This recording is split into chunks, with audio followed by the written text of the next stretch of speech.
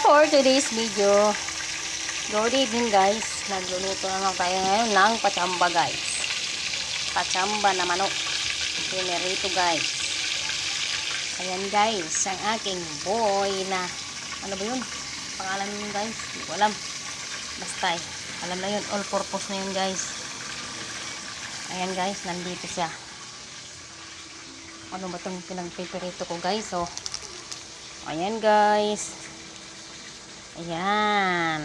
All purpose tasty boy. Ayan na guys. Ayan. Ang pinagpirito ko yan guys.